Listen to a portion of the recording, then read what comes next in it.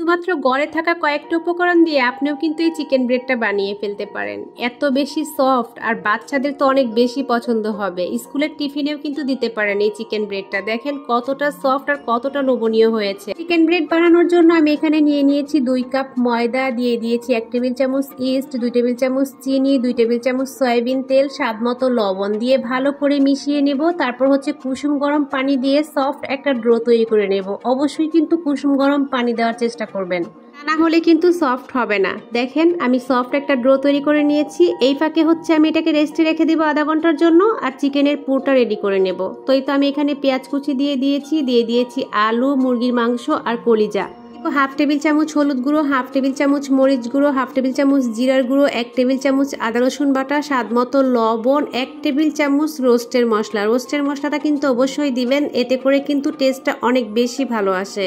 একদমই ভালোভাবে ভেজে তারপরে হচ্ছে 2 টেবিল চামচ সয়া সস দিয়ে দিব, দিয়ে আবারও ভালোভাবে নেড়ে চেড়ে ভেজে নেব, একদমই যাতে ভালো করে মাংসটা সিদ্ধ হয়ে যায় অবশ্যই খেয়াল রাখবেন। তো আলহামদুলিল্লাহ পুরোটা একদমই রেডি হয়ে গেছে। আর এই পাখি হচ্ছে আমার চিকেন ব্রেডের ডোটাও একদমই পারফেক্ট ভাবে সেট হয়ে গেছে। এখন হচ্ছে আমি লিচি কেটে নেব। যেহেতু আমি 2টা চিকেন ব্রেড বানাবো তাই আমি 4টা লিচি কেটে নিচ্ছি। এখন হচ্ছে রুটিটা বেলে নেব, আর এই রুটিটা কিন্তু একদমই পাতলা করবেন না, আমি দেখিয়ে দিব রুটিটা ঠিক কতটুকু মোটা থাকবে।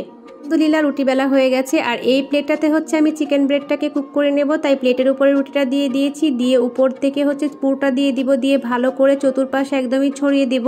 ছড়িয়ে দেওয়ার পর উপর দিয়ে আবারও আরেকটা রুটি দিয়ে দিব, রুটি দিয়ে তারপর হচ্ছে সাইডটা ভালো করে চেপে চেপে সিল করে নেব। অবশ্যই এই কাজটা ভালো করে করতে হবে, তা না হলে কিন্তু উপরে রুটিটা খুলে চলে আসবে। এভাবে দেওয়ার পর আমি হচ্ছে পাঁচটা একটু ডিজাইন করে নেব, দেখতেও ভালো লাগবে আর একদমই পারফেক্টভাবে রুটিটা বসে যাবে আর কি। তো যাই হোক, দেখতেই পাচ্ছেন আমি কাজটা কিভাবে করতেছি। এখন হচ্ছে আমি ডিম ভেঙে নিয়েছি একটা, উপর দিয়ে ডিমটা ব্রাশ করে নেব। তার আগে কিন্তু আমি একটু সাইজ করে নিচ্ছি, এভাবে যদি সাইজ করে নেন এতে করে কিন্তু চিকেন ব্রেডটা পরে কাটতে অসুবিধা হবে না।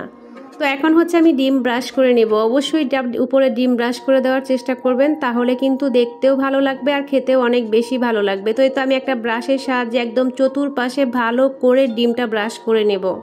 তো আলহামদুলিল্লাহ আমার চতুর্পাশে ডিমটা ব্রাশ করা হয়ে গেছে। আর আপনারা কে কোথা থেকে আমার ভিডিওটা দেখতেছেন অবশ্যই কমেন্ট করে জানাবেন। আর আমার এই ধরনের ভিডিওগুলো যদি আপনাদের ভালো লাগে অবশ্যই পেজটা ফলো দিয়ে সবসময় আমার পাশেই থাকবেন। তো একদমই পারফেক্টভাবে ডিমটা ব্রাশ করা হয়ে গেছে। আর আমি চুলায় একটা পাতিল বসিয়ে দিয়েছি, পাতিলের ভিতরে একটা স্ট্যান্ড দিয়ে দিয়েছি। এখন মিডিয়াম আছে আমি 45 মিনিট এটাকে বেক করে নেব। তো 45 মিনিট বেক করলেই হবে, একদমই পারফেক্টভাবে ভিতর বাহির ভালোভাবেই হয়ে যাবে।